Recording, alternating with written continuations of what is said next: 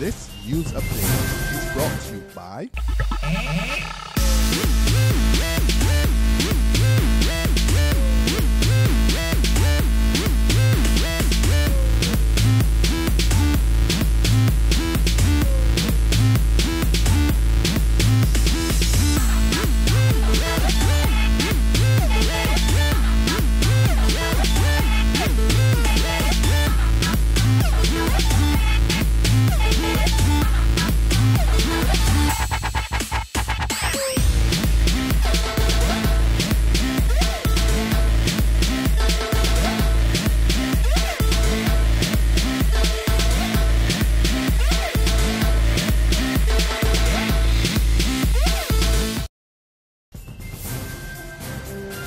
This is the Noon Barbados Day update for Thursday, June 26, 2014. I'm Kamar Jordan. Thanks for joining us. After spending more tthan 15 years behind bars, two men walked to early freedom this morning. Just after 10 o'clock, Peter Forde and Orlando Lorde emerged happy men ready to turn over a new page. Our Emmanuel Joseph was there and he tells us more.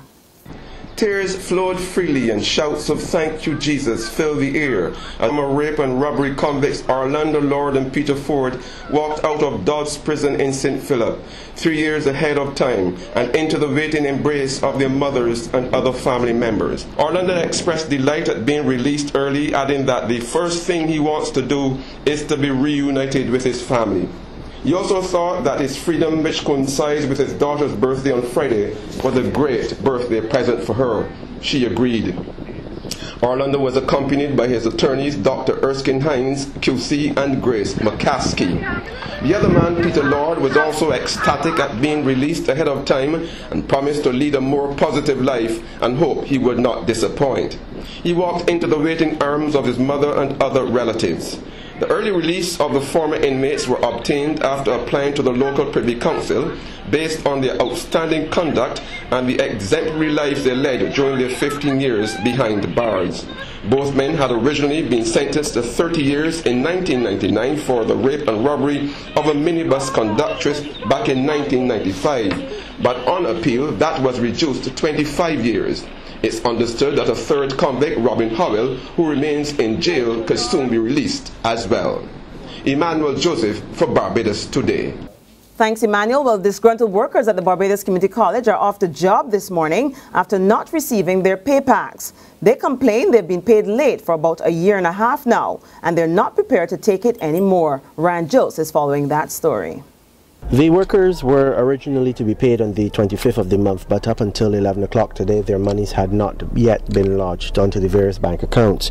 The Senior Industrial Relations Officer of the National Union of Public Workers, Wayne Warren, suggested that the whole situation reeked of a disrespect for the worker, saying that something needed to be done to arrest the problem.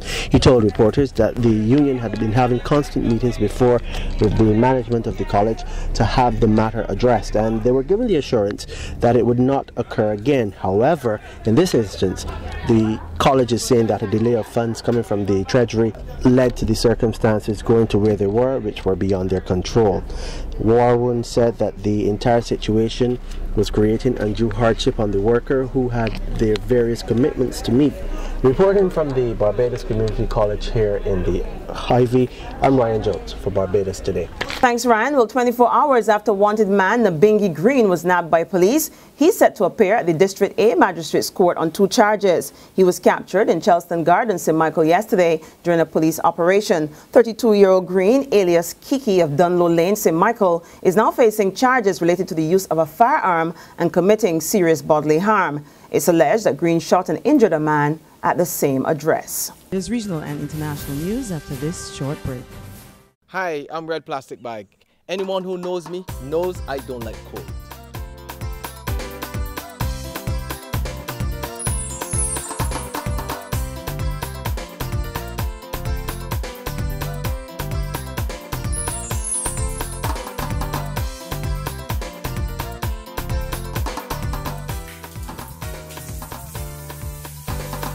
Sunshine reigns in my country. I love it.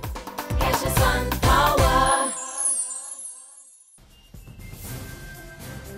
To sport now, FIFA has banned Uruguay striker Luis Suarez from all football activities for 4 months for biting an opponent at the World Cup. The move rules him out of the rest of the tournament and the start of the upcoming Premier League season. FIFA also fined the Liverpool striker $112,000. Suarez bit Italy defender Giorgio Chiellini during Uruguay's 1-0 win in the group stage. To our regional neighbors now, in Jamaica, a 42-year-old woman accused of prostituting her 13-year-old daughter was remanded when she appeared in court there this morning. Domestic helper Audrey Gordon has been charged with human trafficking and cruelty to a child. It's alleged that the mother knowingly allowed several men to take the child to undisclosed locations to have sex with her for money. The minor reported that her mother would speak to the man and allow her to leave and then take the money when she returns. Gordon will reappear in court on July 14. The Australian government designates a new search area for the missing Malaysian plane MH370. Authorities will now focus their attention to the south, 1,100 miles off the west coast of Australia. MH370 vanished en route from Kuala Lumpur to Beijing back in March 8th, when 239 passengers were on board. A search in the Indian Ocean has been ongoing over the last several months for the plane, which the authorities believe was on autopilot when it went down. Relatives of the missing passengers have continually expressed frustration at the lack of progress in the search. Well, that's been our noon update. You can join us again at 6 o'clock this evening. Until then, log on to www.barbadostoday.bb, subscribe to our e-paper, or like us on Facebook to get more news and sports. I'm Kmar Jordan. Have a great afternoon and see you again at 6 o'clock. This news update is brought to you by